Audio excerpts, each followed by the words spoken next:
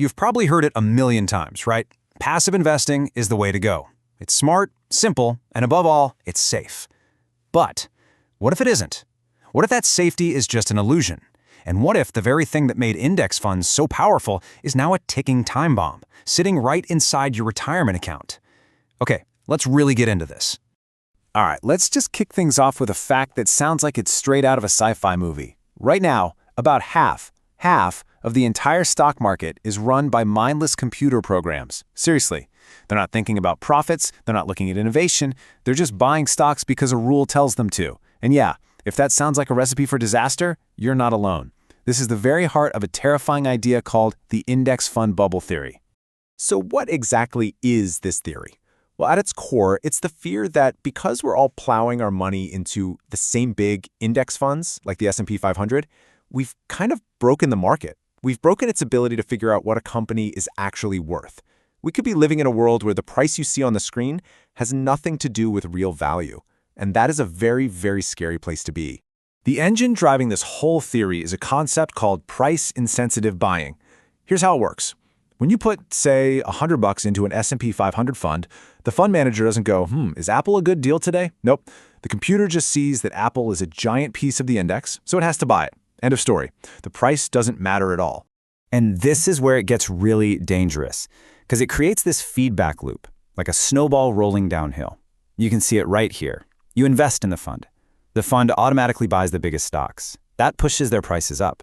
And because the prices are higher, they become an even bigger slice of the index, which means, you guessed it, the next time money comes in, the fund has to buy even more.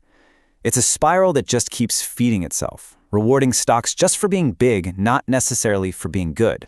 So what's the result of this loop? Well, it's this insane concentration of risk. I mean, look at this number. Right now, almost a third of the entire S&P 500's value is crammed into just a handful of giant tech companies. Now, an active manager, a human, might look at that and think, whoa, that's way too risky. But the index fund? It's on autopilot. It's forced to just keep piling in. And this leads us to the big, terrifying question at the heart of all of this. For the past decade, if you were an index fund investor, you felt like a genius, right? The returns were amazing. But was that because the economy was just that strong? Or were we all just witnessing a giant structural flaw in action? Trillions of dollars on autopilot, blowing up a balloon that just looked like real growth, but was really just waiting to pop. Okay, deep breaths. That's the scary part, right? It sounds totally plausible, like we're all just heading for a cliff. But before you call your broker and sell everything, you have got to hear the other side of the story. Because honestly, when you look at how stock prices are actually set day in and day out, this whole bubble theory starts to look a little shaky. Let's dig into why. This right here, this is probably the single most important idea to get your head around. See, we think that the person who owns the most stocks, that's the price, but that's not how it works. The price is set at the margin. It's set by the people who are actively buying and selling minute by minute, day by day. Passive funds, sure, they own a ton of stock, but they're mostly just sitting on it. The real action, the thing that decides the price, is the trading. There's this great analogy that makes it super clear. Think about a grocery store. Most of us, we just walk in, grab a gallon of milk, and pay whatever the price is. We're price takers. But there's that other small group, right? The intense bargain hunters who are comparing prices, and if the price is too high, they just won't buy it. They are the ones who keep the store from charging $20 for that gallon of milk. In the stock market, the active managers are those bargain hunters. They punish overpriced companies, and that keeps the whole market honest. You know, the guy who basically invented index funds, John Bogle, he had a great term for this. He called it being a free rider. When you buy a low-cost index fund, you're kind of letting all those high-paid hedge fund managers do the hard work for you.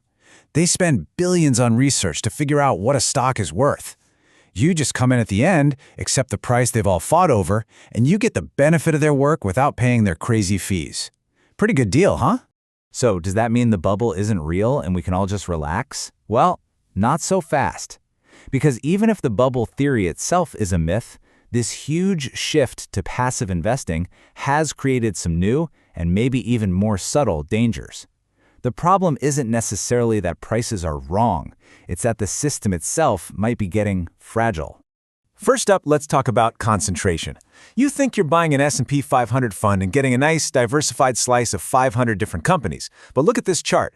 In reality, you're making a massive, concentrated bet on big tech. You're not really buying the American economy anymore. You're buying a tech fund that happens to have 490 other companies tagging along for the ride. The second big risk is what's called the crowded theater problem. It's a classic. Think about it. Passive funds are awesome when everyone is calmly walking into the theater, when money is flowing in. But what happens if someone yells, "Fire"? What happens in a real market panic when everyone wants to sell at the exact same time? Well, those index fund algorithms, they have to sell. They don't have a choice. And if everyone's selling and there aren't enough active buyers on the other side, you could see a flash crash. So it feels like we're kind of stuck between a rock and a hard place, doesn't it? The S&P 500 is super concentrated, but trying to beat the market with an active manager is expensive, and let's be honest, most of them fail. It feels like a lose-lose situation. But it's not. You can keep all the great things about passive investing, the low costs, the simplicity, while still protecting yourself from these new risks. You just have to be a little bit smarter about it. So here are 3 pretty simple adjustments you can make. First, go global. Instead of just the S&P 500, look at a total world stock fund. That instantly waters down that heavy US tech concentration.